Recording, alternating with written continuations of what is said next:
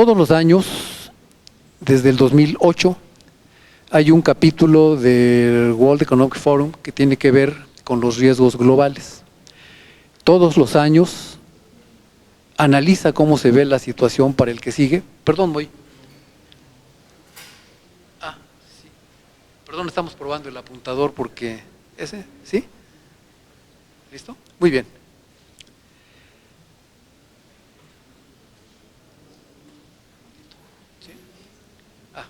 Muy bien.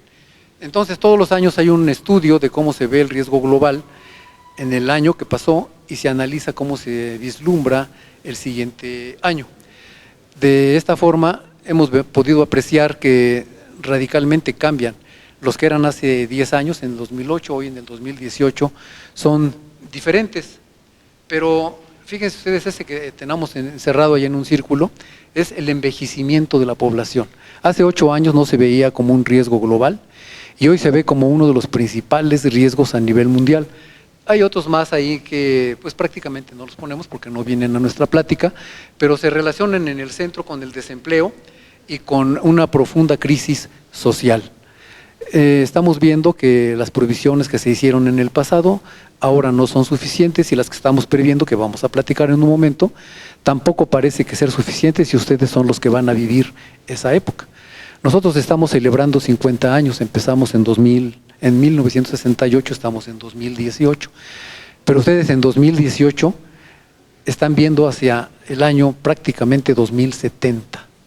De tal manera que ustedes tendrán su oportunidad de vivir esa época, algo lo podrán ver con la nuestra y a lo mejor en el 2070 ustedes están aquí sentados dando la plática a la nueva generación. Así que siéntanse totalmente desligados de cualquier obligación, responsabilidad. Y pues yo quisiera para empezar hablarles de un término que particularmente se ha vuelto popular, pero que mucha gente no sabe muy bien a qué se refiere. Y yo creo que es precisamente ahí en donde trabaja el actuario, en la resiliencia. ¿Y qué es eso? Es la posibilidad que tienen las cosas de regresar rápidamente a la situación anterior después de sufrir un daño. Esa es la resiliencia. De tal forma que el actuario, con la previsión, tiene la posibilidad de hacer que las personas, las instituciones regresen al estado anterior a un daño, aplicando los conocimientos que tienen de matemáticas, de estadística, de probabilidad, de economía, de finanzas y de la tecnología de información. No se van a poder librar de ella y ahora ya pues casi todos ustedes la traen. ¿Me quiere hacer el favor de levantar la mano el que tenga un celular en este momento? Casi todos, ¿no? Ahora, los que traigan un reloj de pulso. Les quiero decir que como nosotros somos una especie en extinción, ya prácticamente todo se resuelve con tecnología, con un teléfono celular y ya casi nadie traemos un reloj de pulso. Prácticamente ya se convirtieron como las casetas telefónicas. Bueno, perdón, creo que aquí mis compañeros sí traen, yo no traigo, o sea, yo soy de la generación de ustedes. Ellos sí son de la de 1968. Bueno, lo que queremos decirles también es que la posibilidad de recuperar una situación anterior tiene mucho que ver con prácticamente todo el día. Y solo por hablar de un instrumento que es el seguro, no les vamos en este momento ni a vender seguros ni a insistir en los seguros, es que si ustedes prevén con las facilidades que da su conocimiento y con la tecnología qué situación se puede presentar, si tienen muchas más posibilidades de regresar, o sea, de ser resilientes o ayudar a que sean resilientes, si no tienen esa previsión. Así que como actuarios, pues básicamente ustedes tienen un gran campo de acción. El actuario es el profesionista mejor capacitado para, con sentido social, asignarle un valor económico o monetario al riesgo y diseñar las alternativas para su financiamiento. Prevenir el impacto económico, monetario ante la adversidad. Desde luego ustedes saben lo que es un riesgo puro y el que no lo es, pero el que es medible en dinero, ustedes tienen la facilidad de asignarle un precio y después asignar un mecanismo, o por lo menos recomendar un mecanismo de financiamiento para ser resilientes a las personas.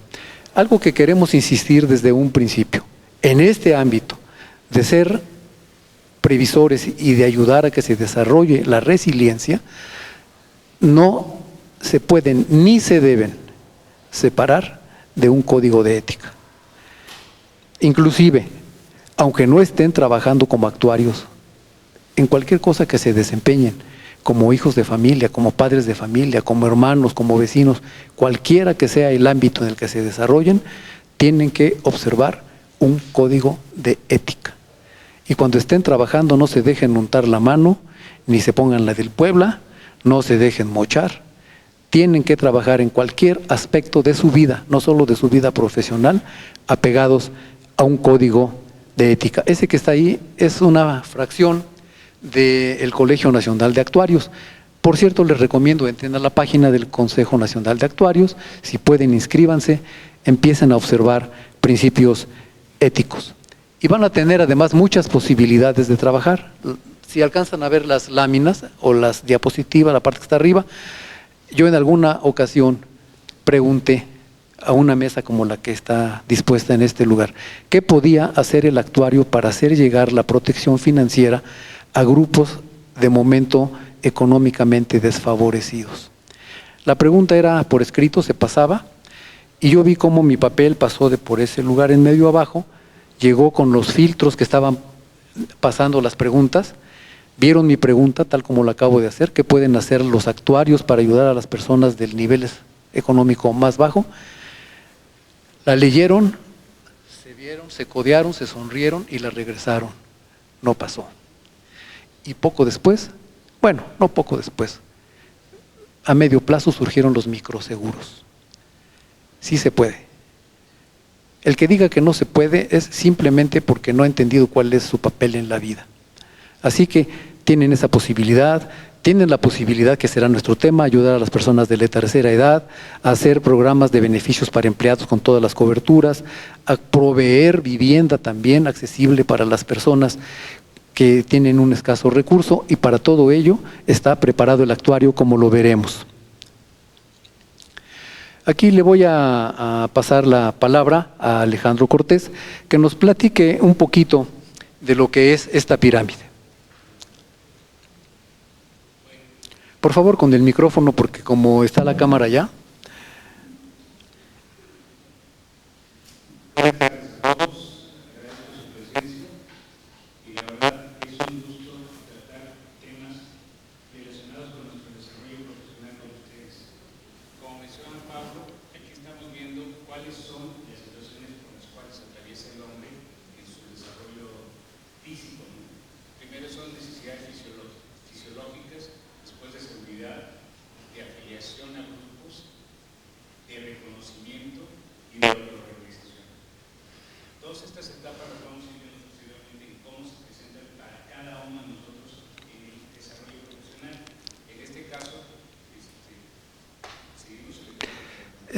Bueno, si quieres de una vez, ya que estamos tocando el tema, pues danos tu punto de vista sobre el desarrollo de lo que vamos a hacer en esta tarde. Si quieres, inclusive si quieres puedes ponerte de pie y volteas y ver la pantalla, si nos dan permiso, ¿verdad? Bueno, aunque no nos dieran, de todas maneras lo íbamos a hacer.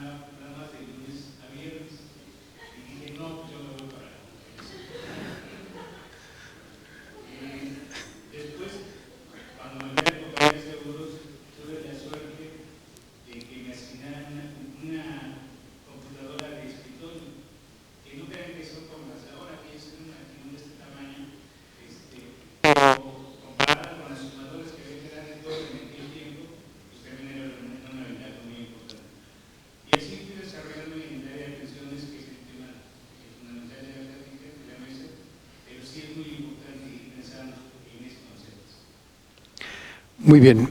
¿Por qué no nos dices cómo está esta escalera? La pirámide que les mostramos es una pirámide muy viejita, pero siendo viejita no necesariamente es obsoleta, si no, no estaríamos aquí. Viejitos, pero no obsoletos, ¿eh?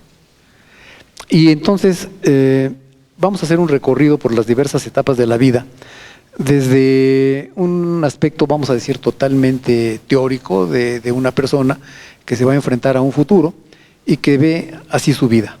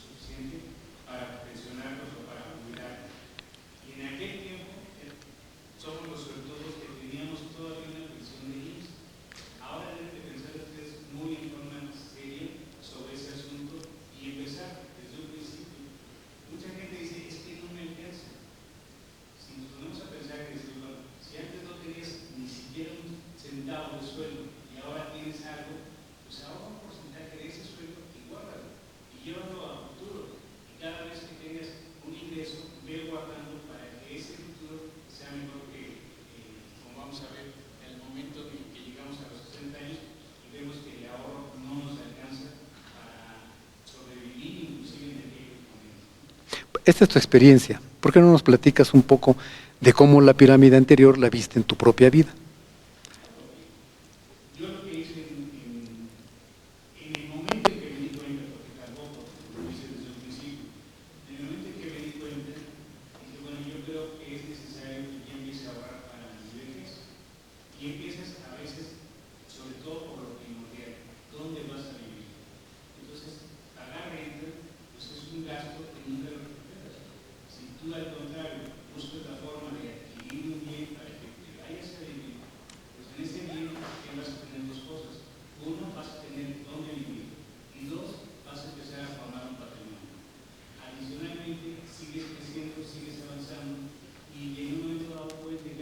En otro bien, en otra situación que te permita continuar con tu desarrollo financiero.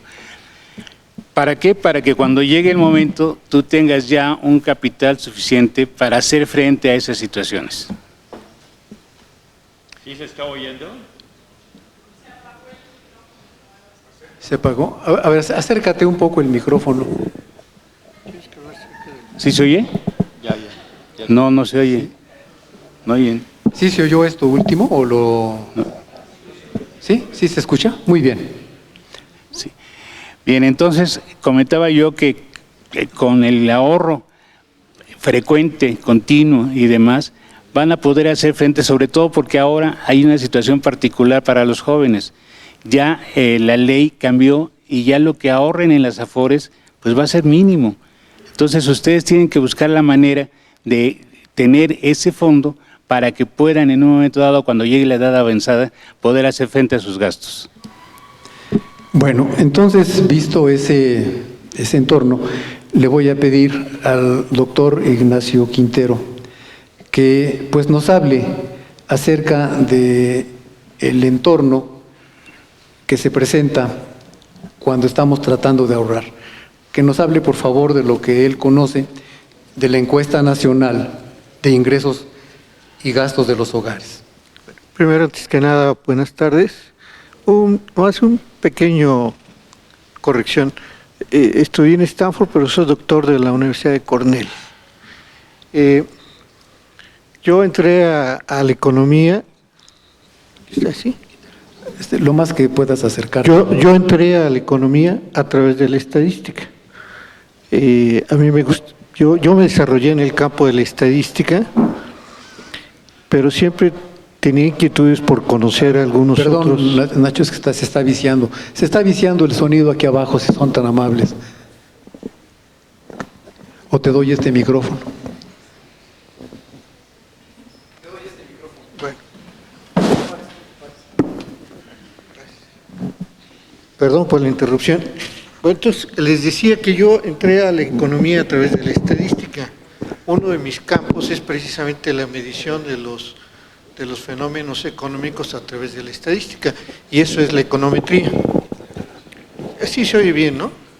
Bueno, entonces yo voy a tratar de hablarles de aspectos económicos, ¿ok?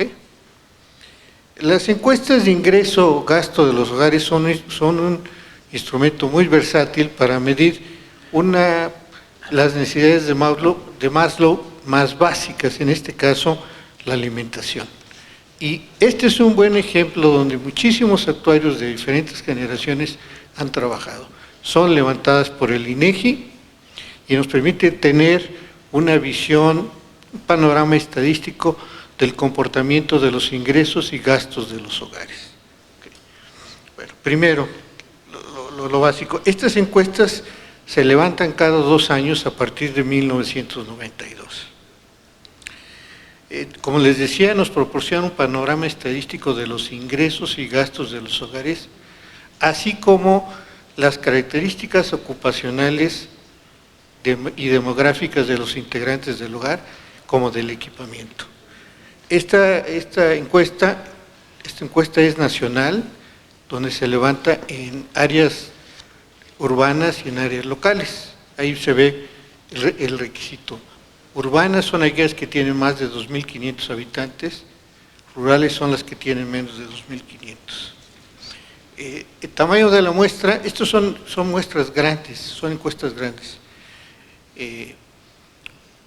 Las dos más recientes son las de 2016 y 2018.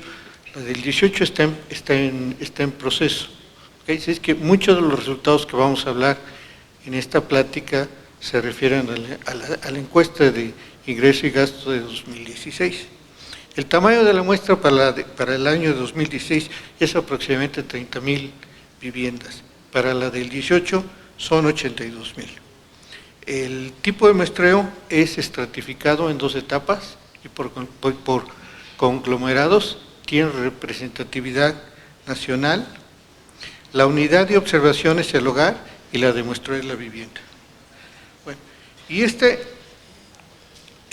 información es básica para el Coneval, el Consejo Nacional de la Evaluación, para calcular las canastas alimentarias y no alimentarias de la población, tanto a nivel urbano como a nivel rural, y eso a su vez nos va a ayudar a determinar los niveles de pobreza, que nos va a decir qué porcentaje de la población es la que podría satisfacer las necesidades básicas de alimentación. Pasamos a la siguiente lámina. Sí, cómo no, por favor, Luis. O acá, esperen. No, bueno, perdón, también las encuestas nos dan, vienen desagregadas por rubro de gasto, que son alimentos y bebidas, vestido y calzado, actividades de salud, principalmente. ¿Okay? Entonces, por ejemplo, esta es la primera es la canasta alimentaria rural, y lo importante es el precio, cuál es el costo de esa canasta alimentaria. Vienen, en la primera columna son todos los rubros de gasto, y cuánto es lo que gastan las familias mexicanas en eso.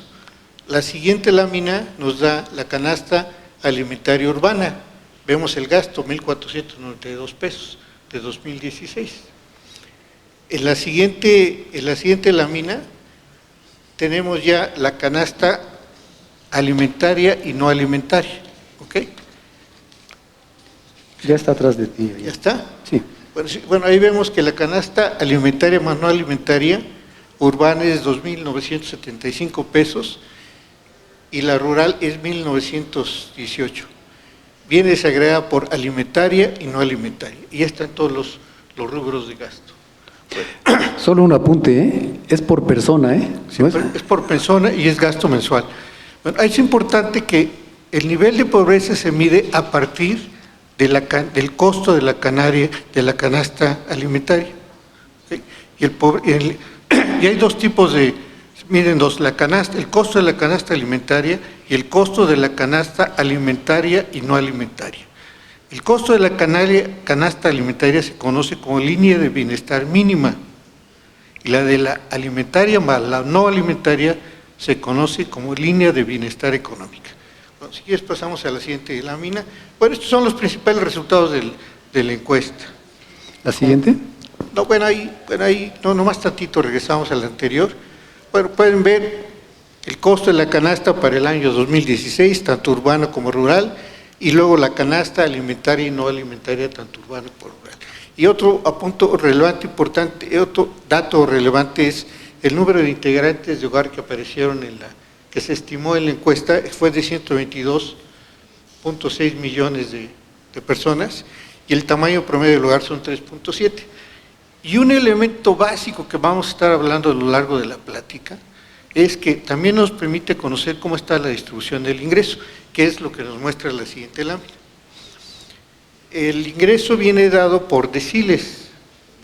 Ese es el ingreso corriente total trimestral. Este es el total. En la tercera columna tenemos el porcentaje y en la cuarta columna tenemos el porcentaje acumulado. Lo importante es, el decil primero es de los que ganan menos, el decil 10 son de los que más ganan. Noten cómo está concentrado el ingreso. Por ejemplo, ¿cuánto nos da la suma de los tres primeros deciles? 9%. O sea, el grueso, la gente que gana 1, 2, está en el primero, segundo y tercer decil, concentra el 9% del ingreso. Y fíjense cuánto acumulan los tres últimos deciles. Eso nos da 63%. O sea, quiere decir que los que ganan mucho concentran una parte muy importante del ingreso y hay mucha gente que gana muy poco. ¿Okay? Y eso va a repercutir en todas las actividades del país. Y yo creo que es muy importante mencionarlo. La siguiente lámina. Bueno, les decía que la canasta alimentaria nos permite para definir los niveles de pobreza y ahora también la pobreza se mide por distintas dimensiones, que en este caso estamos hablando por el ingreso corriente per cápita, por el rezago educativo, por el acceso a los servicios de salud, por el acceso a seguridad social, la calidad y espacios de la vivienda, accesos a servicios básicos en la vivienda y acceso a la alimentación. Cuando algún integrante, bueno, cuando alguna vivienda no tiene alguna de estos elementos, se define que tiene una carencia social. ¿Okay? Pasamos a la siguiente lámina. Y aquí está el primer resultado interesante. Tenemos LBE, es la línea de bienestar económica, que es la suma de la canasta alimentaria más no alimentaria. Y LBM es la línea de bienestar mínima, que es el costo de la canasta alimentaria. Entonces, se define como pobreza extrema a aquellas personas que tienen un ingreso abajo de la línea, abajo del costo de la canasta alimentaria y tienen 3 o más carencias sociales. ¿Okay? De eso, en este caso, tenemos 9.4 millones de personas. ¿Okay? Y pobreza moderada se define aquellas personas que tienen un ingreso abajo de la línea de bienestar económica, que es el costo de la canasta alimentaria más no alimentaria, y por lo menos una carencia social. Y aquí estamos hablando aproximadamente 43% de la población, 53.4 millones, o sea, prácticamente la mitad. Entonces, hay casi la mitad de la gente que vive en el país no puede satisfacer las necesidades básicas. La siguiente lámina, lo que vemos es cómo ha ido variando en el tiempo tanto la pobreza moderada como la pobreza extrema. En el caso de la pobreza moderada, hay una pequeña tendencia a irse reduciendo en el tiempo, en este caso en estos 10 años. En cambio, la pobreza moderada tiende a ir aumentando. ¿Okay? Entonces, quiere decir que nuestros programas sociales como que no están trabajando bien. Con eso ya. Muy bien, ese es vamos a decir, el entorno macro, el entorno económico macro, pero algo de lo que queremos hablar hoy con ustedes es precisamente como actuarios, nosotros me refiero a ustedes y nosotros, estamos preparados para detectar puntos de inflexión. Hay puntos de inflexión locales en donde se puede encontrar un nicho de oportunidad si ustedes como actuarios se saben salir del estándar de trabajo y de conocimiento que tiene el resto de personas a las que no les gustan las matemáticas o no le entienden.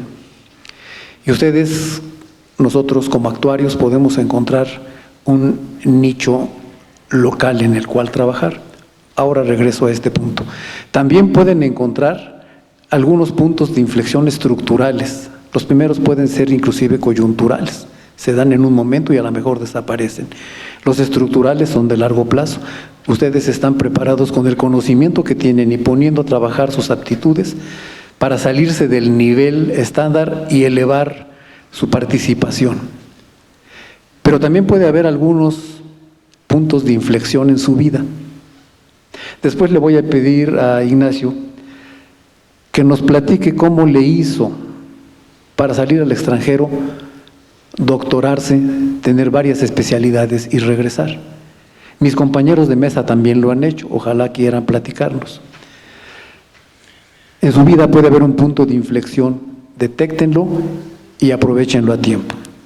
En el punto de vista del punto de inflexión local, coyuntural, Leopoldo encontró cómo trabajar para que determinado grupo de personas para las que él trabajaba y las que él conocía encontrara el aprovechamiento del crédito de la vivienda para trabajadores al servicio del Estado.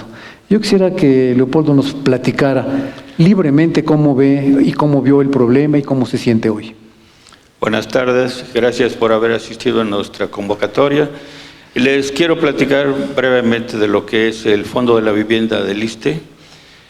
El Fondo de la Vivienda del ISSSTE fue creado en el año de 1972 con una reforma a la Constitución, donde que se establecía que mediante las aportaciones que haga el Estado, se crearía un Fondo Nacional de Vivienda para otorgar a los trabajadores un sistema de financiamiento que les permitiera otorgar créditos baratos, suficientes, para adquirir vivienda en propiedad, cómoda, higiénica, bien construida, repararla, mejorarla, pagar pasivos adquiridos por estos conceptos. A mí me tocó esa oportunidad saliendo de la facultad de entrar al FOVISSSTE, que en ese momento estaba constituyéndose, apenas éramos muy pocas personas las que llegamos a trabajar ahí en el Fondo de la Vivienda. Fue creciendo posteriormente, pero requerían de gente que conociera sobre la actuaría. Y fui bien recibido. El propósito del fondo era cumplir con la ley en lo que establecía con respecto a los créditos de vivienda.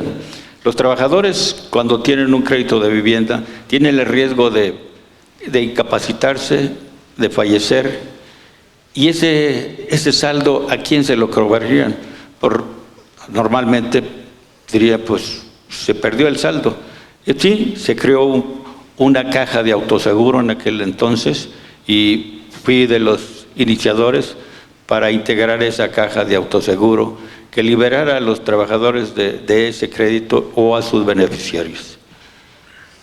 Posteriormente, ya trabajando en el Fondo de la Vivienda, tuve otras funciones también de constituir y crear el sistema de costo de las viviendas. Tenía que integrar en aquel entonces el costo técnico con el costo financiero. El costo financiero para nosotros no era problema, pues estábamos en el área de finanzas precisamente. Posteriormente, ya con el tiempo, el Fondo de la Vivienda no tenía sindicato, y en aquel entonces pues, había la necesidad de crear una organización sindical.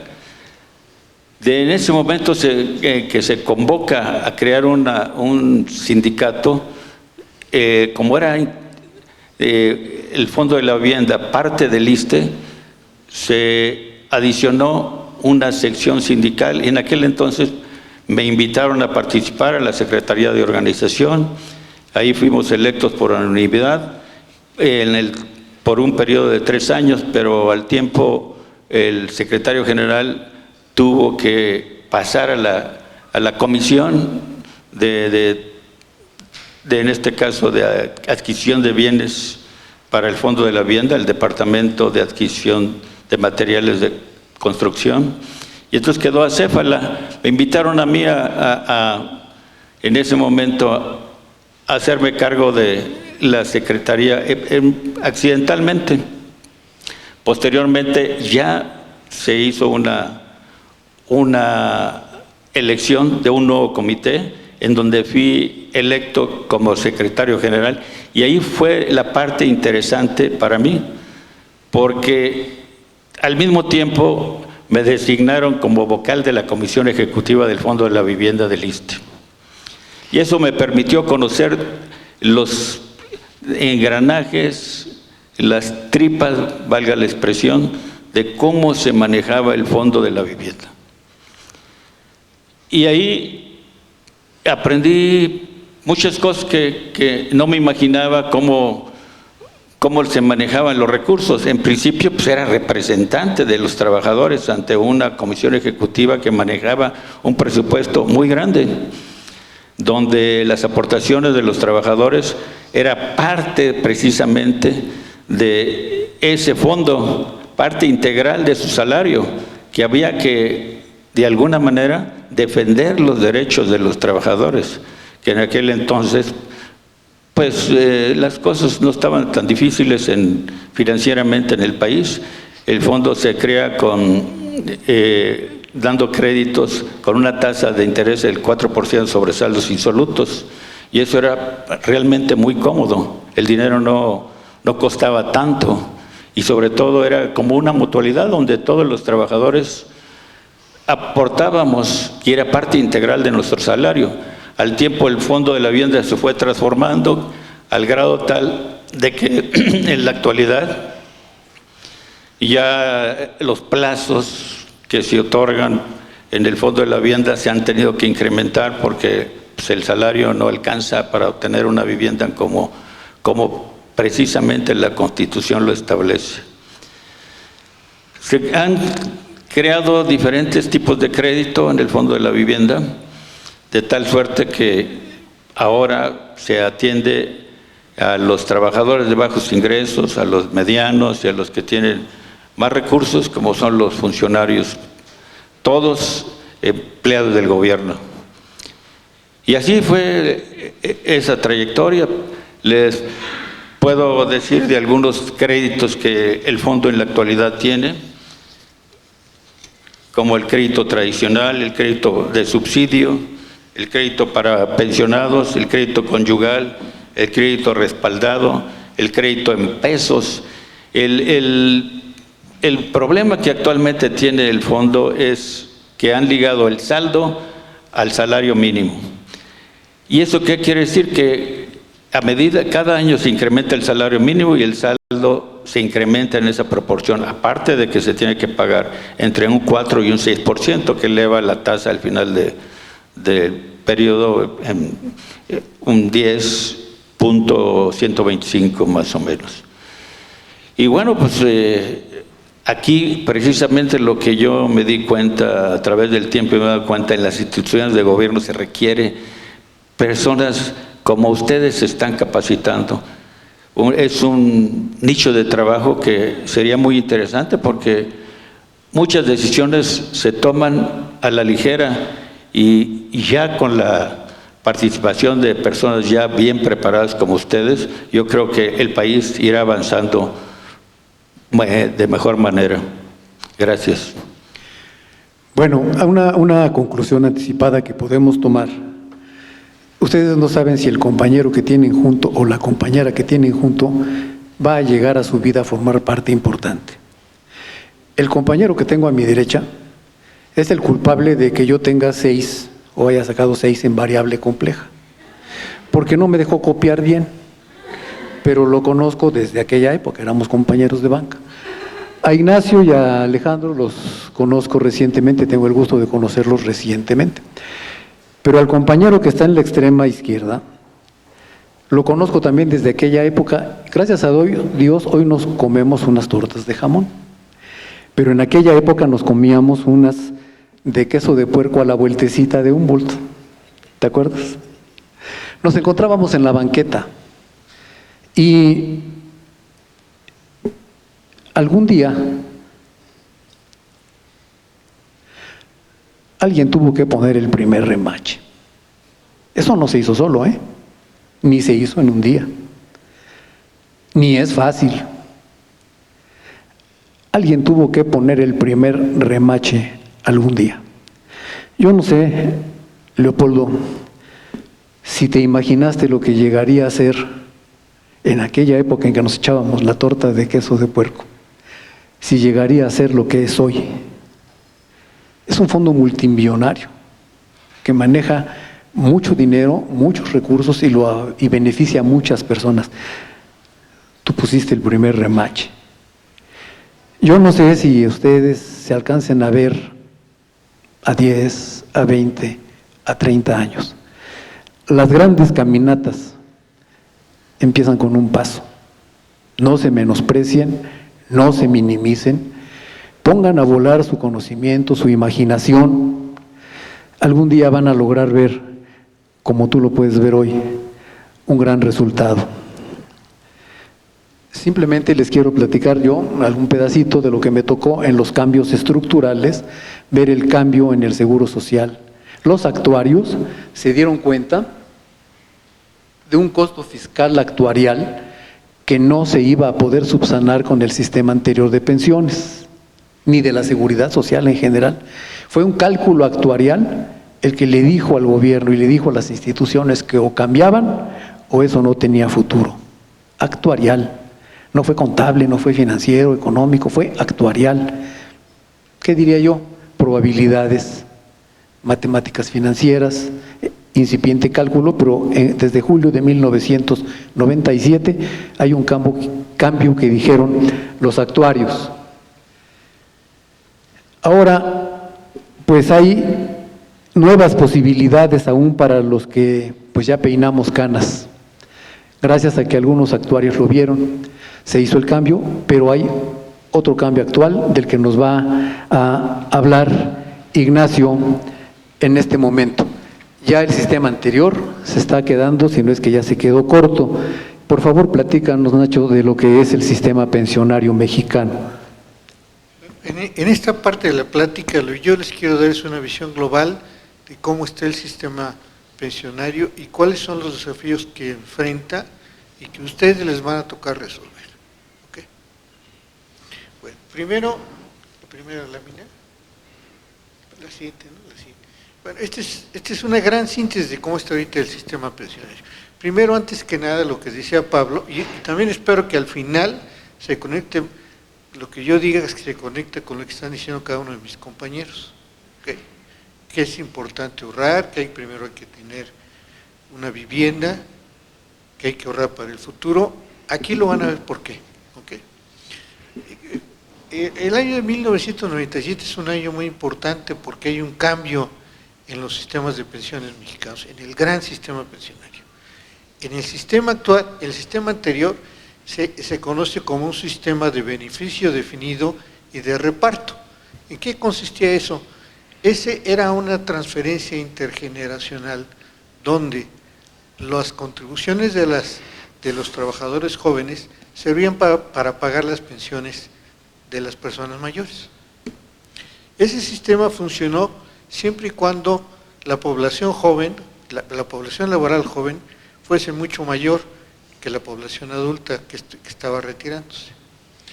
Eso, como decía aquí Pablo, el mundo se está envejeciendo y nuestro país no es la excepción, ha estado envejeciendo, y eso hizo que el sistema de beneficio definido entrara en enormes problemas para poderse financiar. Entonces se pensó en un cambio, y fue en 1997 cuando hay ese cambio, hay una transición de los sistemas de pensiones públicas hacia uno privado. Este sistema privado se caracteriza básicamente porque se manejan cuentas individuales, son administrados por el sector privado y los beneficios o las prestaciones dependen del ahorro que consiga el trabajador. Sin embargo, este sistema, todo el sistema pensionario tiene una cobertura muy débil. Por ejemplo, excluye a los trabajadores informales, a la mayor parte de los trabajadores rurales y tampoco incluye lo que se llama las pensiones no contributivas. Un ejemplo de la pensión no contributiva son el apoyo a las personas mayores que se estableció en la Ciudad de México. Esas personas reciben una cantidad sin haber hecho ningún ahorro. Ya después veremos las cifras. Sin embargo, en el sistema coexisten los dos.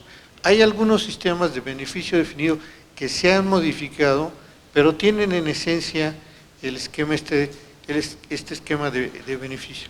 Entre ellos están los trabajadores de Pemex, los del sistema público financiero como NAFIN, Banco de México, Bancomext, también están el sistema pensionario de los militares, también podemos considerar aquí algunos gobiernos estatales y municipales y los trabajadores de instituciones de educación superior, los empleados de la Suprema Corte de Justicia y los altos funcionarios.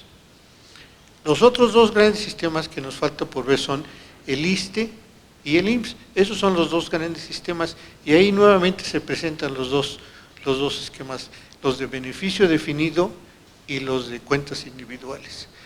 Si vemos todas las personas que reciben que están bajo el sistema de beneficio definido, se conoce como una generación de transición que se estima que vaya a extinguirse hasta 2086.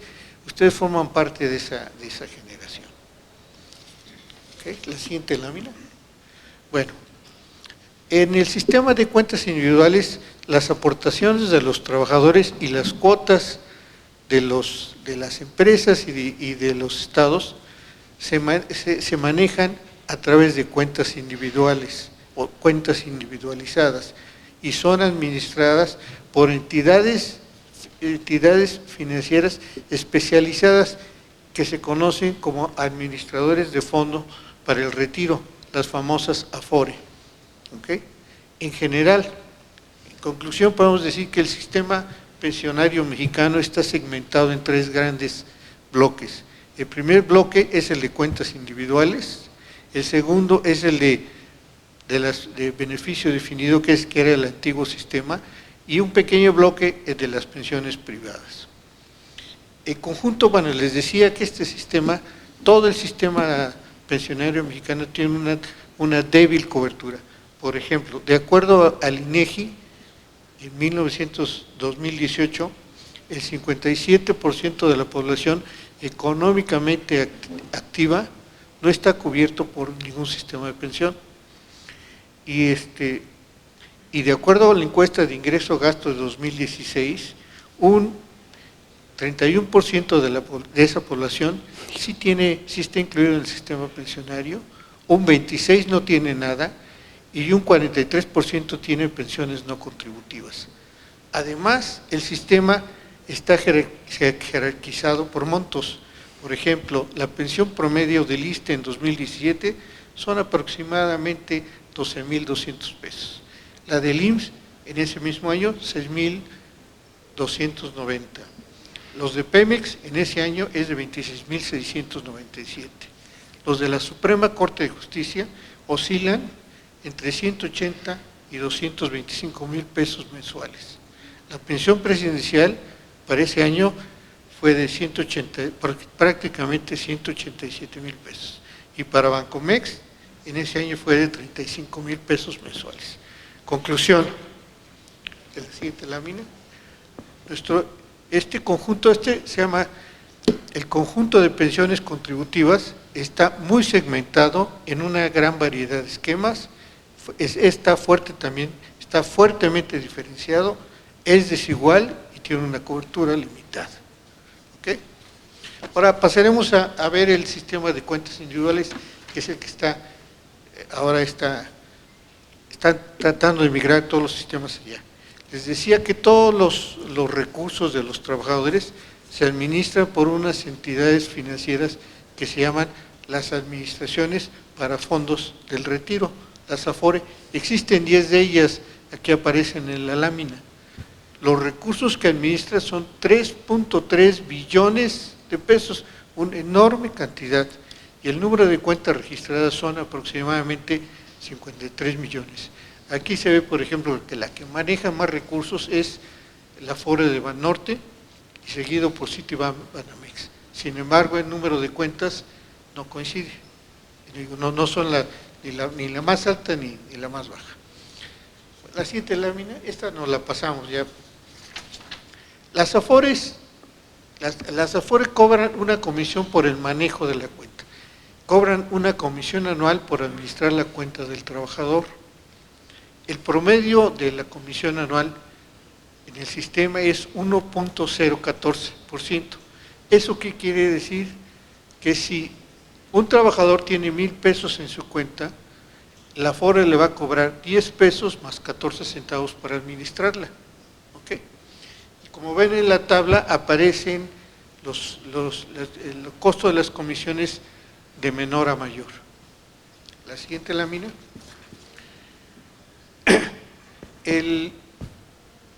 Las AFORES han establecido para manejar estos recursos de los trabajadores unas sociedades de inversión especializadas que se conocen como las CIEFORES, ¿okay?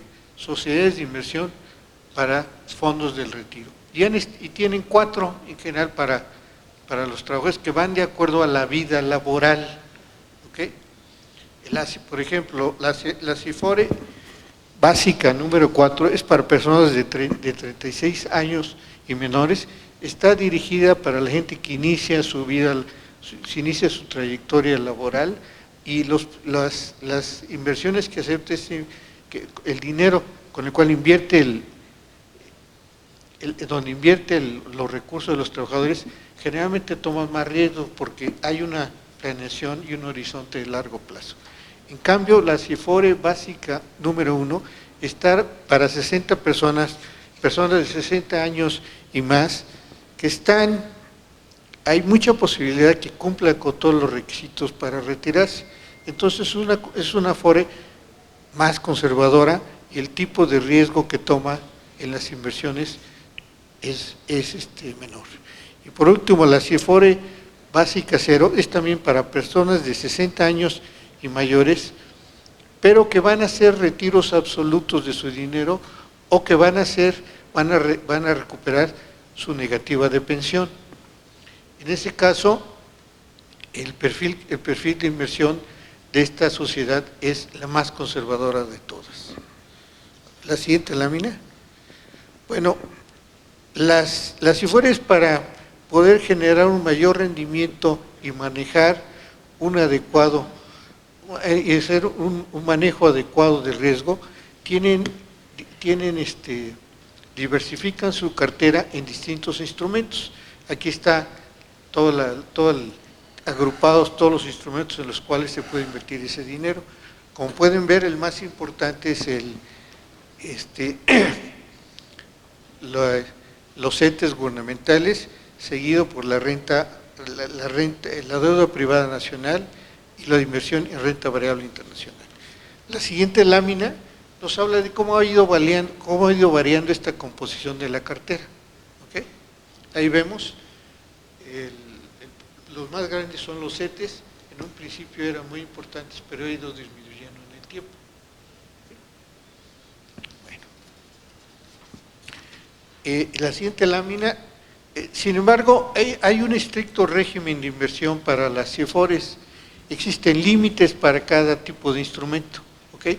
Y esta lámina es lo que nos presenta los límites para cada CIEFORE en todos los instrumentos que puede invertir, de tal manera que la composición de la cartera no puede rebasar estos límites.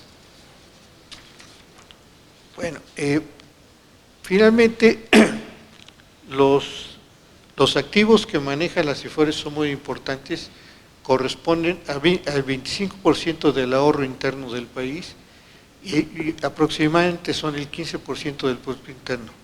¿Sí? Las IFORES han invertido en muchos proyectos importantes. Déjeme leerles en qué sectores han invertido. En infraestructura, salud, construcción y vivienda, petróleo, gas, petroquímica, telecomunicaciones, educación, turismo, manufacturas, logística, alimentos y comercio, entre otras. Perdón, Nacho, me Sí. perdí en las láminas, no sé cuál. No, esa es ¿La anterior? bueno, estoy hablando A ver, de la... esta, perdóname, ¿esta? Estaba hablando sobre esta lámina, ¿no? Sí.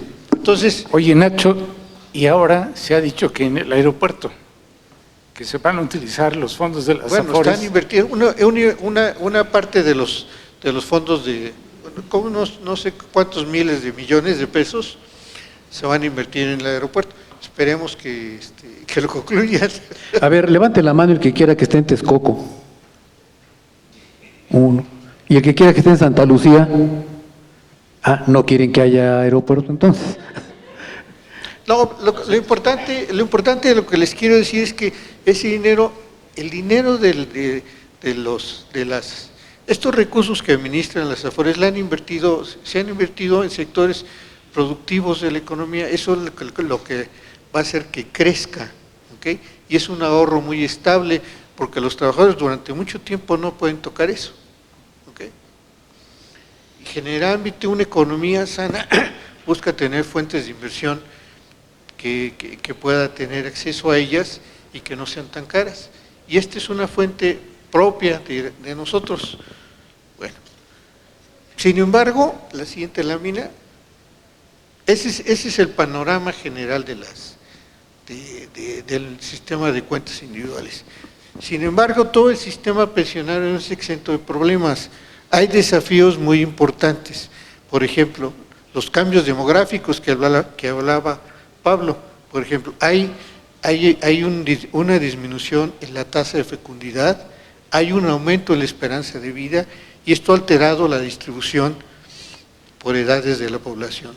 También se estima o se dice que las comisiones que cobran las AFORES son altas, la tasa de reemplazo es baja, y hay un alto y creciente costo de fondear las pensiones con recursos fiscales. Perdón, Nacho, ¿nos puedes decir qué es la tasa de reemplazo? La tasa de reemplazo es el porcentaje del último, lo que significa la pensión, el porcentaje, lo que significa la pensión del último sueldo que recibe el trabajador.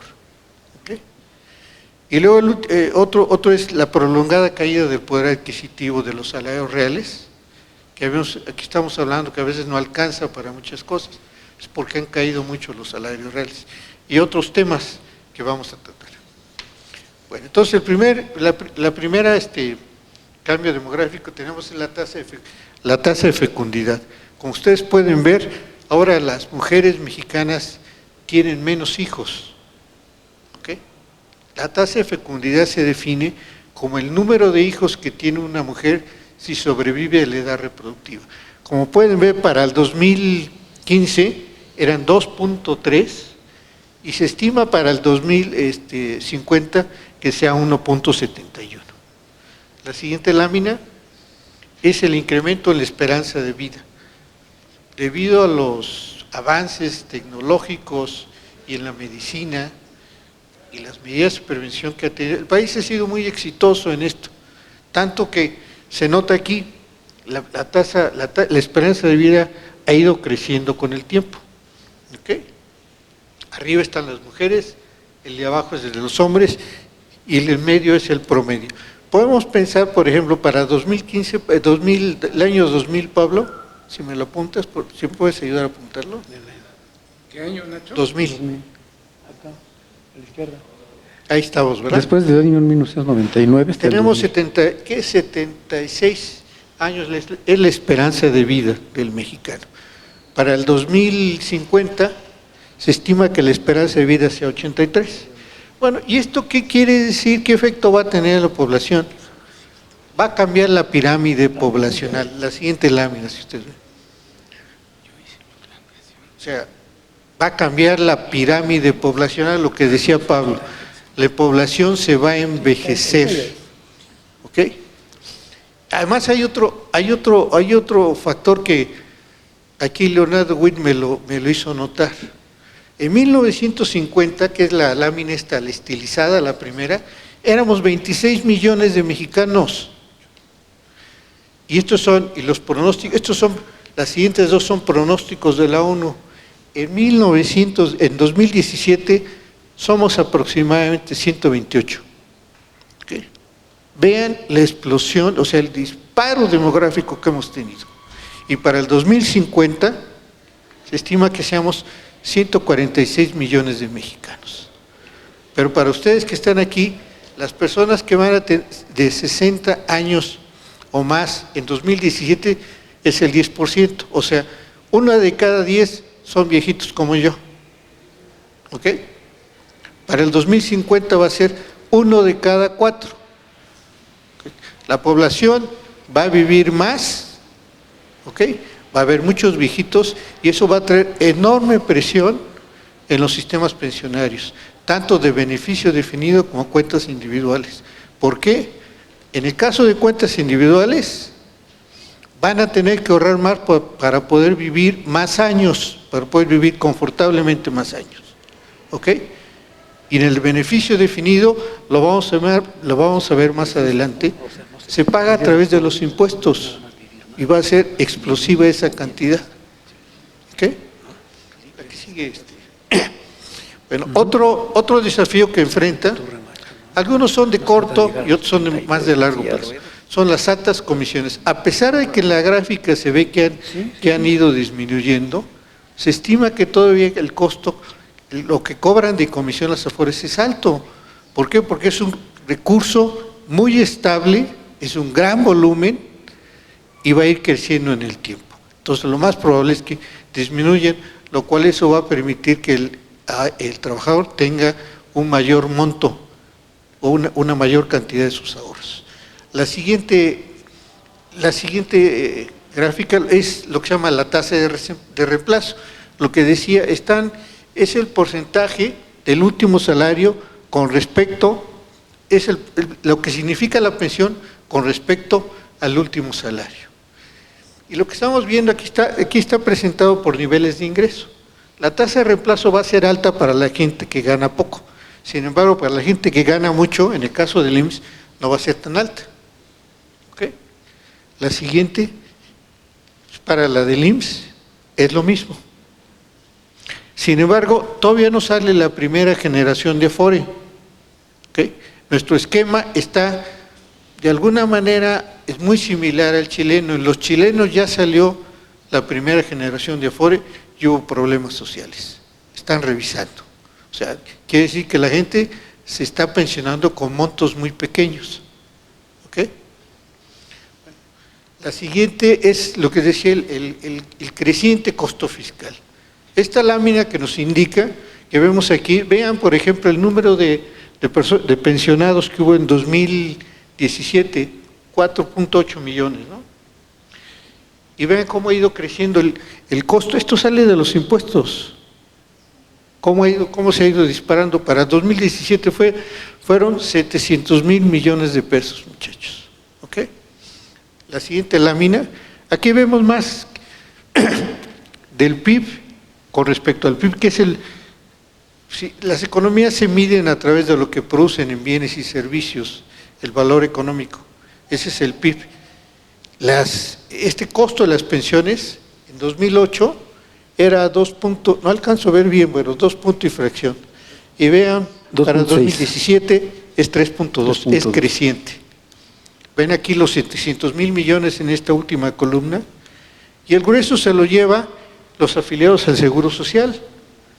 Pero también pueden ver cómo los trabajadores de Pemex que se pensionan han ido creciendo en el tiempo. ¿Okay? Esta es una bomba que traemos ahí atrás. La siguiente lámina. Bueno, esto es lo que significa qué porcentaje absorben las pensiones del presupuesto. Del presupuesto programable es el 20.96 y en el otro caso es 32%, es el gasto corriente. Es creciente este costo fiscal, y básicamente lo que estamos pagando nosotros son las pensiones de beneficio definido. ¿Okay? Bueno, Esto se podría pensar que es como lo que le cuesta a una familia cuando el abuelito vive ahí. Se lleva en la tercera parte del ingreso. Ojalá, mi querido. La siguiente lámina es aquí quiero que vean dice pensiones, la parte del IMSS y el ISSSTE. Aquí es por decir de ingreso, es hacia dónde se dirigen las pensiones. Y pueden ver que tanto para el IMSS en el ISSSTE se dirige para los deciles de ingreso más alto. Y esto se conoce como, es un esquema regresivo, o sea, las pensiones más altas van para la persona que tiene más ingresos y no al revés. ¿Okay? Por último, bueno, creo que la que sigue, Pablo. Bueno, está ya lo del costo fiscal. Otro elemento, otro desafío que enfrentan también el sistema pensionario es esta caída del poder adquisitivo del salario. Esta es la caída, la tremenda caída que ha habido en los salarios reales. Si ven, la punta fue en 1978, en el sexenio de López Portillo, ahí cuando prácticamente estaba quebrada la economía, y luego viene un periodo inflacionario. El esquema que se utilizó para batir la inflación fue precisamente tratar de controlar los salarios. Y efectivamente hemos tenido mucho éxito porque teníamos inflaciones de 150%. Muchos de ustedes todavía no habían nacido. Para nosotros nos tocó enfrentar eso. ¿Okay? Y lo hemos podido controlar. Ahora la inflación ahora es más o menos promedios 5% y los años anteriores era 3%. Lo hemos podido controlar por esto y porque el crecimiento del país se ha detenido. No hemos crecido como debemos. Entonces, lo que se espera es que ahora el salario real crezca. Hay varias maneras.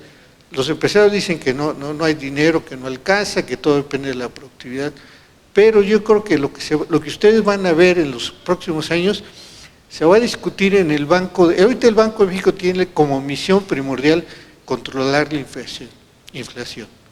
Lo más probable es que ustedes vean en el futuro es que se esté hablando que el Banco de México, además de controlar la inflación, trate de estimular el crecimiento económico. Y esas son dos fuerzas que van en sentido opuesto. Pero eso es lo que tienen otros países, y yo creo que eso es lo que vamos a ver nosotros, y eso nos va a permitir, ¿sí? Y quería hacerte una pregunta. Sí, eso es lo que nos va a permitir que también que los salarios se recuperen. ¿Cómo hacer frente a la tasa de reemplazo en una familia que tiene originalmente un ingreso de 80,000 pesos, por decirte, y tiene una tasa de reemplazo de 56%? ¿Cómo hacerle frente a esa merma en el ingreso? Bueno, primero, la persona que gana 80,000 pesos cuando se retire no va a necesitar los 80,000 pesos, ¿no? Alejandro, coméntanos por qué no va a necesitar los 80,000. Desde luego la pensión va a ser en proporción a los años que colaboró y al promedio de lo que ganó en los últimos años. Entonces esto va a ser una cantidad diferente. ¿Cómo lo van a hacer para reemplazarlo? Pues lo que hemos comentado, crear un ahorro, tener un fondo para poder solventar esos diferenciales. Pero también otra cosa, ya tu composición familiar ya cambió. Claro, pues tienen menos gastos familiares. Y no pagas el mismo nivel de impuestos, No, pues sí. porque las pensiones tienen una deducibilidad Sí. Bueno, pero mucho más baja. quizá la respuesta a tu pregunta, Leopoldo, es los países, las familias y las personas progresan si trabajan y ahorran. No hay de otra. Trabajo y ahorro.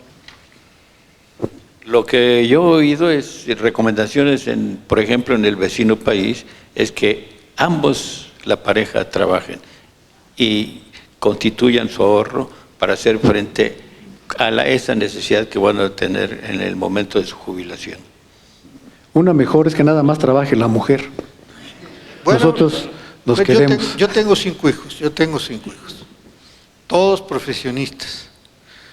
Y los que se están casando ahora, pues la pareja trabaja, todos le entran todos le entran con su aportación y creo que eso es lo que vamos a ver nosotros. Mis hijos, los más grandes, las hijas no trabajan, pero en el caso de porque tengo varias generaciones, los más recientes, la pareja trabaja, pero la respuesta es, hay que ahorrar, muchachos, y hay que ser cuidadoso con el dinero, ¿ok? Y luego, este es un problema que enfrenta también el sistema de pensiones, y en otros temas quería hablarles un poquito de las pensiones no contributivas. Les decía que el sistema pensionario tiene una débil cobertura, y que solamente de las personas que, aquí traigo, más o menos traigo, según la encuesta de ingreso-gasto de los hogares de 2016, 9.4 millones de personas tienen 65 años o más. De esos, el 31%, ¿alguien me ayuda con las matemáticas? ¿Cuántos millones nos da? El 30% de esos, como 3 punto y tantos, 3.1, sí tienen pensión contributiva. 43% recibe pensiones no contributivas, esta de apoyo a las personas mayores. Y aproximadamente 2 punto y tantos no tienen ninguna pensión. ¿Ok? Entonces, el problema es cómo le hacemos primero, para los que no tienen pensión, integrarlos al sistema. ¿Ok?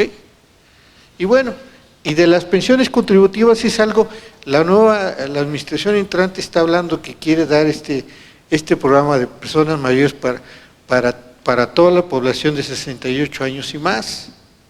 ¿Okay? Pero entonces déjenme hablarles más o menos cuánto va a costar ese esquema. Aquí son 7 estados, incluyendo la Ciudad de México, donde se ofrecen pensiones no contributivas a las personas de 65 años o más y tienen un ingreso abajo de los 1,000 pesos aproximadamente. ¿Okay? En promedio ellos reciben 600 pesos al mes. Ya vimos cuánto cuesta la canasta alimentaria. No alcanza ni para la canasta alimentaria. ¿Ok? De acuerdo a la información del padrón que proporciona, del padrón de personas que reciben pensiones no contributivas, en 2017 están inscritos 5.1 millones de personas y ese programa costó 35,000 millones de pesos. El nuevo programa que quiere la administración va a costar 118,000 millones de pesos. Y para que vean nada más de lo que significa eso, el gasto en salud que hace el país del año pasado fue 134,000 millones. La UNAM tiene, aquí traigo el dato. ¿Cuál es el presupuesto de la UNAM? El presupuesto de la UNAM son 34,000 millones de pesos y los de la UAM son 6,500 millones. O sea, eso va a ser un enorme gasto que va a ser. ¿Okay? Entonces, es otro desafío y hay que pensar diferente porque ya vemos que el esquema que estamos manejando, hay mucha parte de la población que está fuera. Es lo que decía Pablo, tenemos que pensar en nuevas soluciones. ¿Okay? Esa es la parte de mi plática, pero la idea, espero que hayan llevado una idea más o menos de cuáles son los desafíos que les va a tocar a ustedes trabajar, muchachos. Y espero que alguno de ustedes lo pueda hacer. Gracias. Muy bien, recuerden que tenemos previsto un premio al mejor ensayo sobre este tema. Están a tiempo ahorita de tomar algunas ideas y de hacerlo. Y como dice nuestro compañero, el doctor Ignacio Quintero, en 1978 muchos de nosotros no habíamos nacido, ¿verdad, Luis? Todavía. Entonces le voy a pedir a Luis que nos hable de cómo los jóvenes vemos el panorama.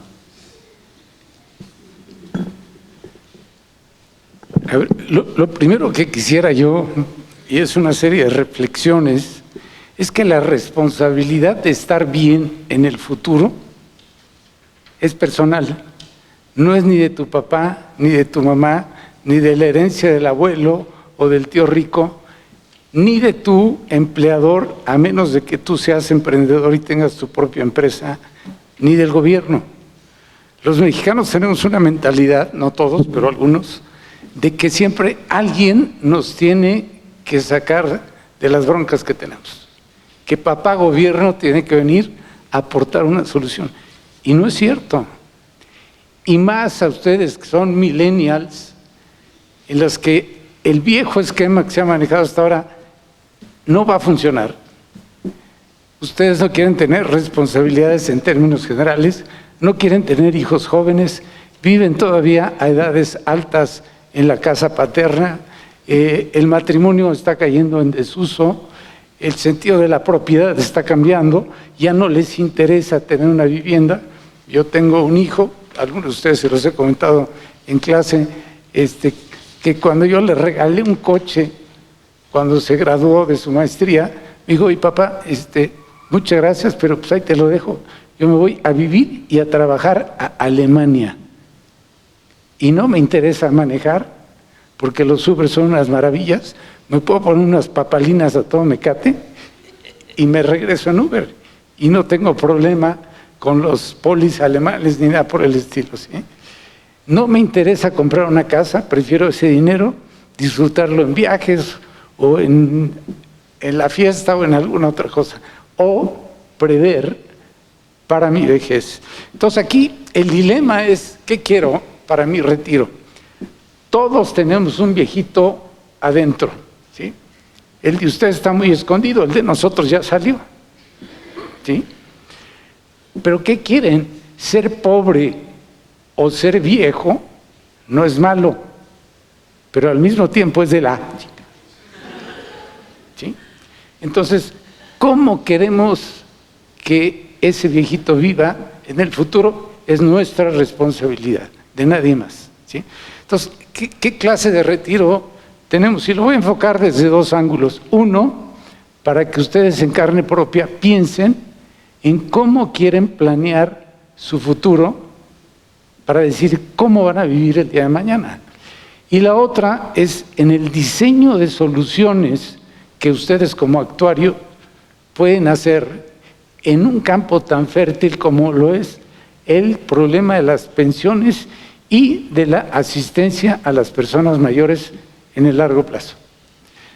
Entonces, la primera decisión es, bueno, ¿a qué edad me quiero retirar? A los 65 años, como la ley tradicionalmente lo ha marcado. En algunos países en el mundo la edad de jubilación está cambiando, se está elevando, ¿sí? Entonces hay que pensar, como ya lo decía Nacho atinadamente, si tengo una esperanza matemática de vida de cuando menos a partir de los 65 años, 18 o 20 años más, necesito calcular cuál es el monto que voy a requerir o que quiero vivir como una pensión mensual durante los próximos 20 años a partir de ese momento. Y quiero un enfoque de aislamiento, o sea, quiero que mi retiro sea un verdadero retiro, que me aísle, que ya no tenga contacto, que deje toda actividad, o quiero un retiro que sea una jubilación. Y jubilación viene de júbilo, de pasar los últimos años que te queden a gusto, en la fiesta, en lo que no pude hacer, a lo mejor disfrutando, como dicen los italianos, en la dolce vita, ¿no? En el dolce forniento, ¿sí? Entonces, ¿pero qué necesito? Hay un dato que no mencionó Nacho y que es muy interesante. Independientemente de que la esperanza matemática de vida sea incrementada, hay un índice que se llama esperanza matemática de vida libre de discapacidad. ¿Y qué quiere decir eso?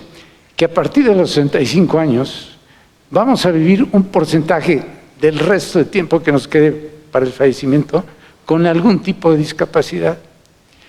En el caso de las mujeres, fíjense, esto es terrorífico, porque el 24% del tiempo que vivan a partir de los 65 años van a tener algún tipo de discapacidad. La conclusión del Congreso de Actuarios de hace 4 años, hay un Congreso Nacional de Actuarios que se lleva cada 2 años. El del año pasado tuvo otras conclusiones, pero el de hace 4 años, la conclusión fue que las mujeres van a estar viejas, solas y enfermas. ¿Por qué?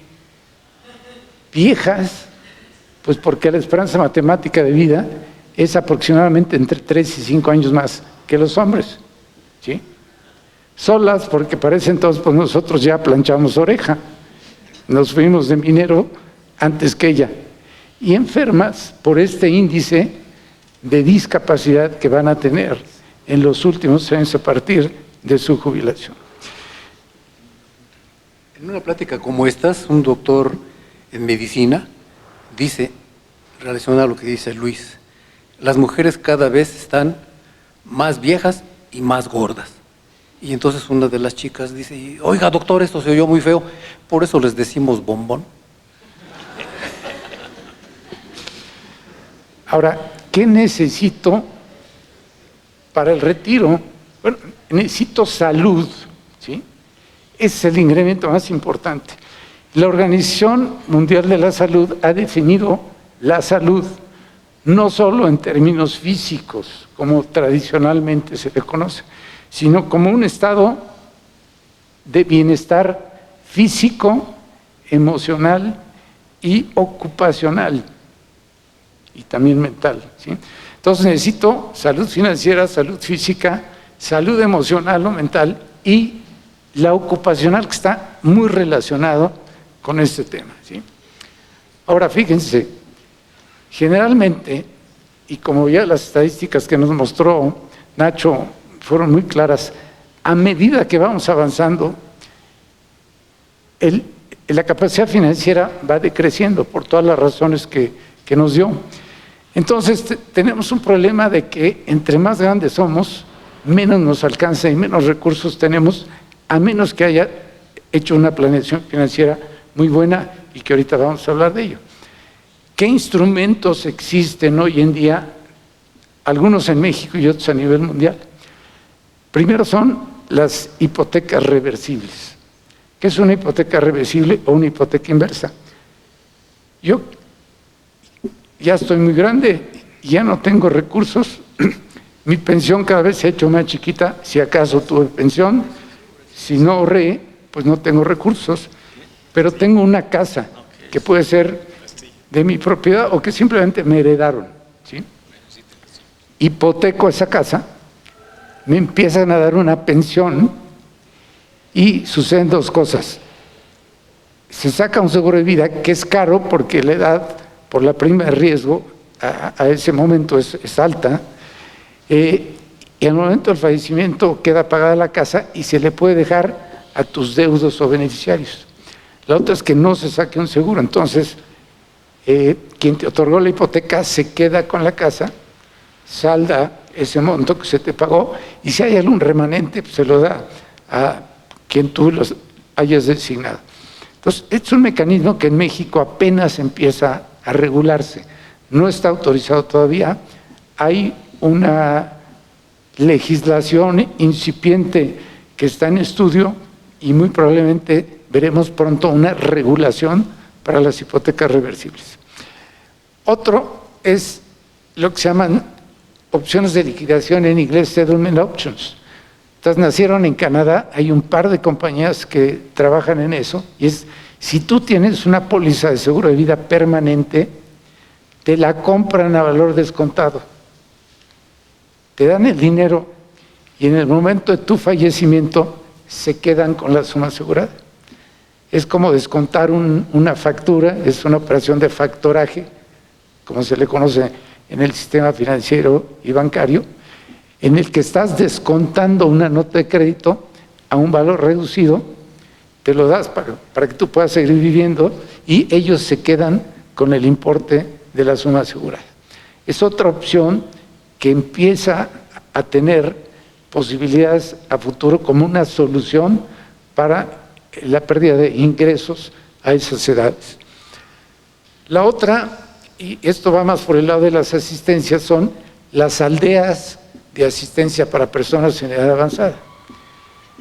Cuando tú tienes una persona mayor con algún tipo de discapacidad, no es lo mismo que cuidar a un niño o cuidar a una persona enferma. Tiene necesidades especiales. Entonces son como guarderías para adultos y es una aldea de personas de edad mayor. En muchos países ya funcionan y funcionan muy bien. Aquí en México hay algunas casas que te ofrecen como asilos la posibilidad de, a través de una renta, irte a vivir ahí, tienes un médico de planta, enfermeras, actividades programadas, etcétera, etcétera. También es algo que está empezando a tener gran popularidad. Y por otro lado, la paradoja de los seguros de gastos médicos. A mayor edad, en donde la probabilidad de uso es mucho más grande, los seguros cuestan muy caros. Ustedes tienen una idea de cuál es la prima para una pareja que tiene 65 años él y 63 años ella, en un plan razonablemente bueno, con un deducible, vamos a decir, promedio. ¿Cuál es el costo que tiene? El equivalente a un Jetta equipado. Y cada año es como tirarlo a la basura y comprarte otro. Y a una persona, perdón, una pareja de 70 años él y 68 ella, ¿saben a qué equivale la prima? El equivalente a un Passat equipado.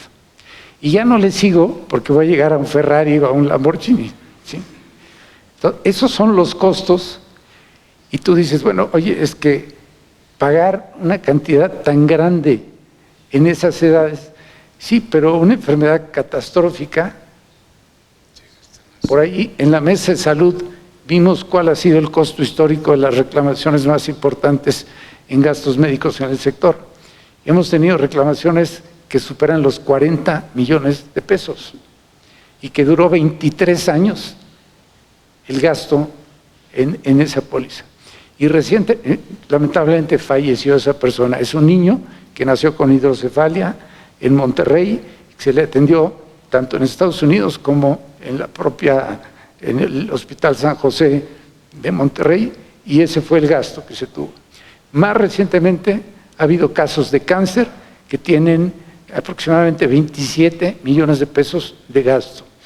Y si tú ves las edades en donde se presentan estos gastos catastróficos, van desde recién nacidos hasta personas de más de 68 años de edad. Así que las enfermedades no respetan edades ni sexo, ¿sí? Y hoy en día, ante esa paradoja, bueno, no hay un actuario, yo les lanzaría el reto, que haya diseñado un seguro de gastos médicos de tipo universal. ¿Qué es eso? No sé si conocen los seguros de tipo universal de vida, en las que son seguros que están integrados a un fondo de inversión, se constituye el fondo de inversión y cada mes se saca del fondo de inversión el equivalente a la prima de riesgo de ese mes. Y el fondo sigue acumulando intereses, generalmente se invierte en un portafolio de inversión, hay 3 niveles de riesgo, un nivel bajo, un nivel medio y un nivel alto. En gastos médicos no existe eso. Un seguro en el que se pudiera pagar ligado a un fondo de inversión durante la etapa productiva de la vida y que al llegar a los 60 o 65 años de ese fondo se continuaran pagando las primas para el futuro y ya no hubiera necesidad de hacer desembolsos. Es otra idea que está por ahí en el que ustedes podrían trabajar como actuarios para desarrollar ese tipo de productos. Y esos son los productos que se van a necesitar en la época en la que ustedes van a tener que enfrentar esos retos en aquellas edades, ¿no? Otros aspectos de salud financiera que hay que tomar en cuenta. ¿Dónde quiero vivir? Es claro que en las grandes urbes como la Ciudad de México, el costo de vida es mucho más caro. Quiero seguir viviendo aquí después de que he vivido enfrentado a una vorágine de tránsito terrible, o me quiero ir a provincia. El costo de la vida en provincia es más bajo o mucho más bajo, dependiendo del lugar en donde te quieras ir a vivir, ¿sí? Desde la tenencia de la tierra, la edificación, etcétera, etcétera, ¿no? ¿Qué renta mensual quiero? Yo les soy franco, toda mi vida he sido muy previsor. Desde que estaba más o menos de la edad de ustedes, yo dije, a ver, mi papá murió a los 97 años, mi mamá a los 87. En promedio, yo voy a vivir pues más o menos hasta los 92 años, 90, 92 años. Si me quiero jubilar a los 65 años, ¿cuántos años voy a necesitar con una renta mensual, la que yo elija? Entonces hice mi previsión para formar un fondo que yo, por ejemplo, cambié mi edad de jubilación. Yo ya tengo 69 años. Pensaba jubilarme a los 65. Yo dije, no, todavía me siento a todas margaritas, me siento muy activo, estoy bien de salud, tengo un buen trabajo que me encanta, quiero seguir trabajando, pero ya fijé mi edad definitiva de jubilación y es a los 70 años cumplidos, que es en el trayecto de cumplir 71, que voy a terminar 15 años de ejercicio profesional como asesor en lo que yo llamaría mi penúltima actividad. La última es cuando me entierren boca abajo, ¿verdad? Entonces, bueno, ¿cuánto necesito de aquí, de los 71 años en adelante, hasta los 92, a una renta mensual que yo ya me impuse para mí mismo?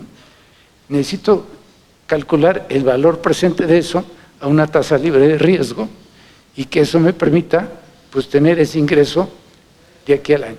¿Y de quién es la responsabilidad de ahorrar? Otra vez, no de las AFORES, no de su empleador, no del gobierno, es de cada uno de ustedes, de cada uno de nosotros. La siguiente, la salud física. ¿Cómo quiero pasar esos últimos días? Ya les dije de la esperanza matemática libre es capacidad. El ejercicio es fundamental. Si no empiezan a hacer ejercicio desde jóvenes, se los va a cobrar la factura el día de mañana. El ejercicio es fundamental, ¿sí? Mente sana en cuerpo sano. Entonces, es fundamental hacer ejercicio. No lo echen en el saco roto. Hacerse un check-up anual, dormir bien. No en clase, por favor, ¿no? Pero hay que dormir bien.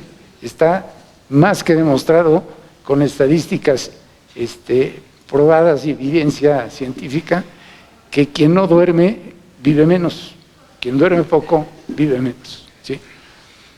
Eso no quiere decir que se la pasan durmiendo todo el tiempo van a vivir más, tampoco, ¿no? Y comer bien. Ustedes saben que, por ejemplo, el cáncer pues, es un desorden en el crecimiento de las células y gran parte es por la comida chatarra que hoy en día y nuestros hábitos alimenticios tenemos. Hay que cuidar la alimentación. Y en cuanto a la salud mental, mantener actividad. O sea, la jubilación no implica dejar de hacer cosas, hay que mantenerse ocupado en las cosas que a lo mejor que uno nunca pudo hacer, pero siempre quiso, ¿sí? O en actividades que te ayudan a mantener al enemigo del alma activo. ¿Por qué? Porque el Alzheimer es terrible, ¿sí? La senilidad en edades avanzadas también es uno de los enemigos más poderosos, ¿no? El desapego, el desarraigo. Cuesta mucho trabajo dejar el poder. Ejemplo, yo fui director ejecutivo 26 años de la compañía líder en el mercado mexicano asegurador. Después fui el director general de una compañía que yo fundé de seguros. Cuesta mucho trabajo despegarse del poder. Y eso te afecta la actividad. Amigos míos que han dejado de hacer, después de haber sido ejecutivos muchos años, caen en una depresión terrible y tienen problemas de salud que empiezan por la mente y terminan en el cuerpo. Y hay gente que suspende toda actividad y se muere muy rápido. Entonces, no hay que dejar de tener actividad. Aprender a ser felices y atreverse a amar todavía a estas alturas. Nacho está estrenando novia hace relativamente poco y está encantado. Yo me acabo de casar por tercera vez el año pasado. Bueno, tengo que aclarar que Luis, mi novia tiene también la misma edad que yo. Oye, yo quiero aclarar que soy viudo, enviudé muy joven, pero bueno, de todas maneras, ¿no? Es una época para no pedir ni permiso ni perdón. Pues ya, no tienes por qué quedar bien con nadie, ¿no? Tienes que estar tranquilo. mantener a tus amigos y una red de comunicación. Eso es fundamental y hay estudios de Harvard que entre más contactos tengas en todas las edades y más en esas edades, es mejor y te mantienes más sano.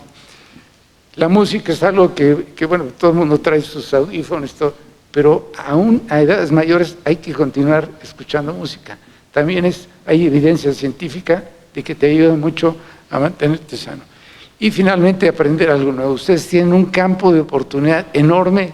Los actores podemos trabajar prácticamente en lo que queramos. Los campos son enormes. El actor mexicano es de los más diversos y no el que más diversidad de trabajo tiene en todo el mundo, ¿sí? Y bueno, yo le dejaría a Pablo que saque algunas conclusiones finales y ya nos vamos a dormir, a comer o a lo que quieran. Bueno, vamos ya a terminar. Yo les quiero decir, bueno, dos cosas. La primera, antier cumplí 46 años de casado y vine con mi esposa el primer día de clases en 1968. O sea que tenemos juntos 50 años. O sea que sí se puede pensar en el matrimonio, sí se puede llegar a cumplir pues muchos años de matrimonio.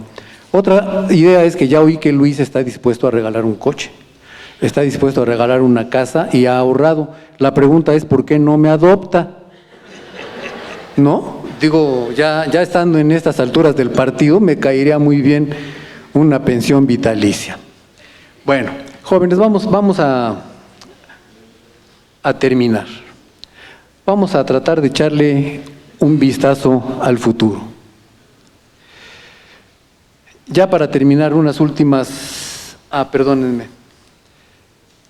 Para pedirles a mis compañeros unas palabras finales, sus reflexiones, recomendaciones, el camino a la realización. Ya para terminar, Leopoldo, ¿qué nos puedes decir? Bueno, con respecto allá a la jubilación que se ha expresado ahorita, pues para disfrutar la vida ya a la edad que nosotros tenemos, como es mi caso, por ejemplo, el ahorro es fundamental. Y la casa, como decía Luis atinadamente, nos sirve para, de alguna manera, hacer frente a nuestras necesidades, ya sea vendiéndola o hipotecándola, pero finalmente el ahorro es fundamental y ustedes ahorita deben de recordar que las pensiones que acabamos de mencionar, los sistemas de pensiones, no alcanzan lo suficiente como para tener la vida que ustedes van a tener ya cuando se reciban, cuando empiecen a generar mejores condiciones de vida. Recomendable es que los dos trabajen, la pareja trabajen en bien de ustedes mismos y de sus hijos. Por su atención, gracias. Alejandro, bueno, sí, se lo merece. Gracias. Sí, muy merecido. Se ha hablado mucho de ahorro. Yo les diría, más que ahorro, hay que invertir. El ahorro nos va a servir para ir adquiriendo cosas, para ir teniendo fondos, pero es importante saberlos mover, saberlos invertir. Y ahora hay muchas facilidades para poderlo hacer desde un principio. Yo creo que, aparte de eso, también hay que aprender a ser feliz. Se puede disfrutar desde la edad que tienen ustedes hasta más adelante de la edad que tengamos nosotros, aprender a ser feliz y disfrutar de la vida. Muchas gracias.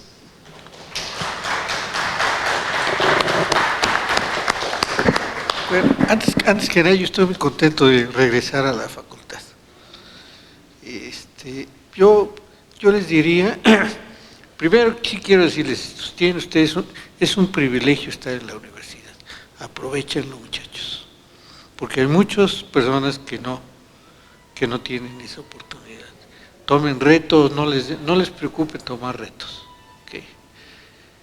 Como dicen, Dios se aprieta pero no ahorca, ¿no? Así que, y pues sí, desarrollense, den en sus trabajos o en sus actividades, den lo mejor de ustedes, siempre.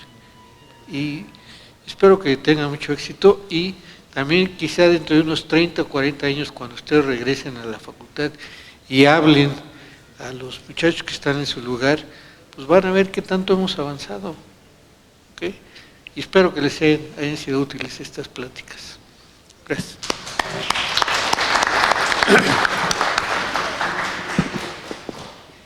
Bueno, mi recomendación final es que encuentren su pasión. Cualquiera que sea el campo de actividad que ustedes eligen, que sea algo que les apasione. Si encuentran su pasión, y no es fácil, lo van a hacer muy bien, lo van a hacer fácil. Dicen por ahí que si encuentras un trabajo que te apasione, nunca tendrás que trabajar. Entonces, si ustedes encuentran un campo en el que les apasione trabajar, lo van a hacer de una manera excelente. Y al hacerlo de una manera excelente, se van a acostumbrar a hacer todas aquellas cosas difíciles que el resto de los mortales no les gusta hacer. ¿Y saben qué? Por eso pagan muy bien.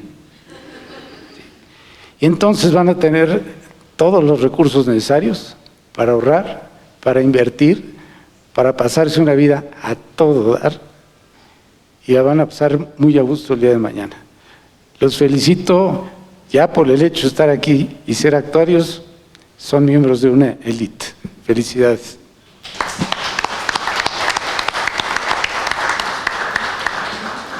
Bueno, voy a culminar. Miren, he estado tratando con mis intervenciones de hacerles un poco más llevadera nuestra conversación, pero sí quiero hablarles ya al final con seriedad.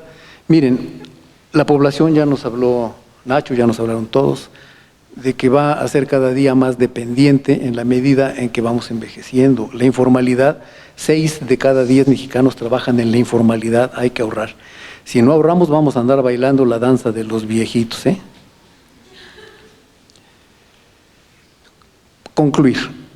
Se ve que vamos a tener un gobierno que va a cambiar, transformar radicalmente lo que hemos visto en el pasado. Ojalá y nos hubiera dado tiempo de analizar los ejemplos de pensamiento económico por las que atravesó todo este esquema de pensiones y por qué hemos llegado hasta acá. Ojalá y que podamos tener una mesa en donde analicemos ese entorno, ¿no? Yo creo que lo principio, o sobre el principio, edifiquen sobre valores y principios, observen el código de ética, busquen su nicho, apasionense.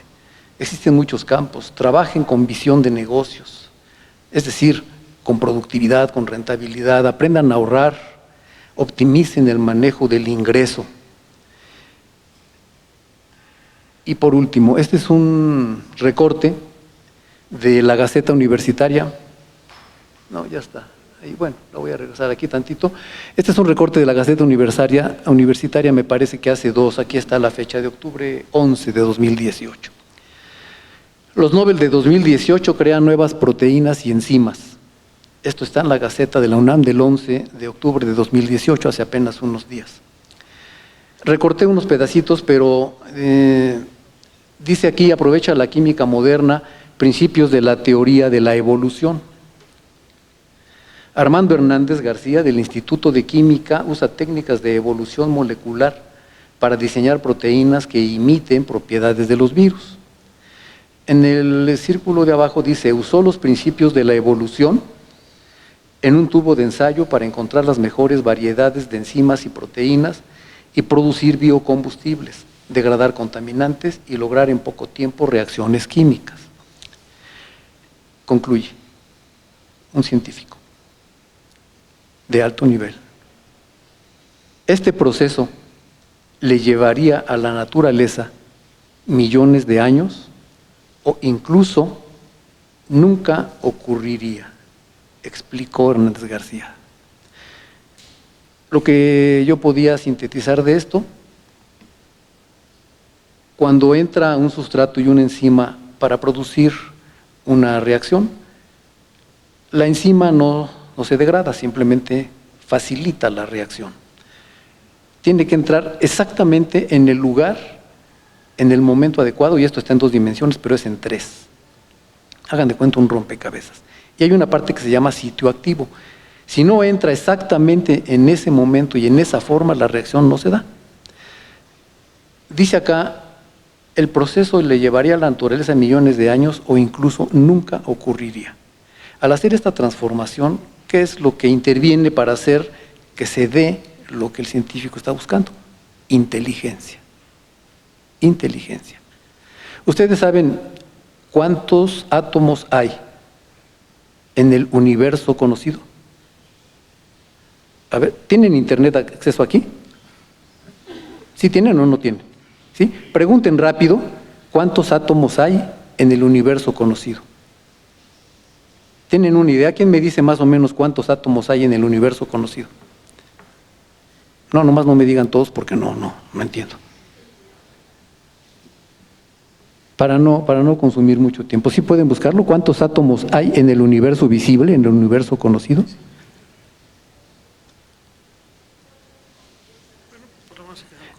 ¿10 a la 79? Fíjate, 10, vamos a decir 10 a la 80.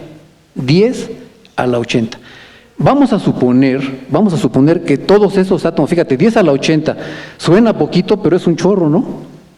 Pero suena poquito. 10 a la 80 átomos hay en el universo conocido, 10 a la 80. Supónganse que todos los átomos que acabamos de ver se pudieran numerar. ¿Qué probabilidad tienen de meter la mano y de sacar el que ustedes quieren?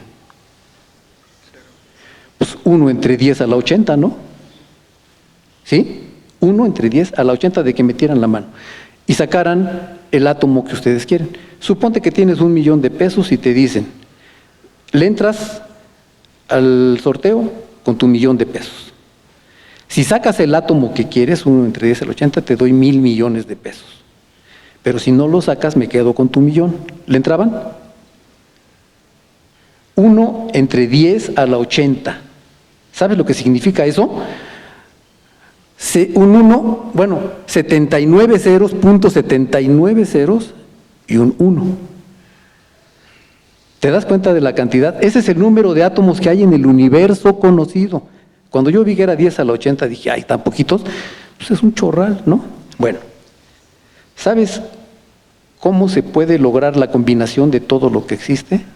Es 10 a la 40,000. ¿Te imaginas? No es 10 a la 80, que es todos los átomos de todo el universo, es 10 a la 40,000. ¿Qué probabilidad hay de que tú obtengas un éxito de 1 entre 10 a la 40,000? Llenas 17 páginas con ceros y luego te encuentras un 1. Bueno, para lograr esto que está ahí, alguien con inteligencia se metió, transformó las cosas y las acomodó. Algo que le hubiera llevado a la naturaleza millones de años o inclusive nunca ocurriría. ¿Saben qué? Hay momentos en que la actuaría, la ciencia, la medicina, no alcanza. Pero hay una inteligencia superior, yo le llamo y le reconozco como el Dios de la Biblia, que logró que todo lo que existe se diera aún con esas probabilidades infinitas. No se hubiera dado esta que está aquí, no se hubiera dado en millones de años una. 10 a la 40,000 por procesos aleatorios de chiripa, por decirlo así, está difícil. Yo les digo, 2 veces he estado desahuciado en mi vida. La última, dijo la ciencia, le dijo a mi esposa que me quedaban días de vida en 1985. Yo confié en el Dios de la Biblia y aquí estoy para saludarles y darles las gracias por habernos acompañado. Que Dios les bendiga.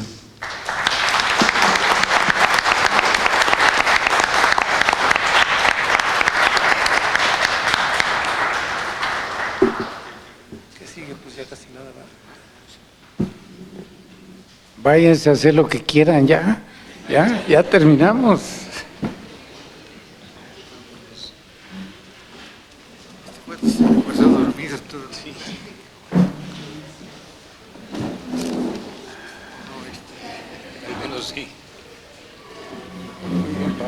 Pues gracias a Dios aquí llegamos, hasta aquí estamos. Luis.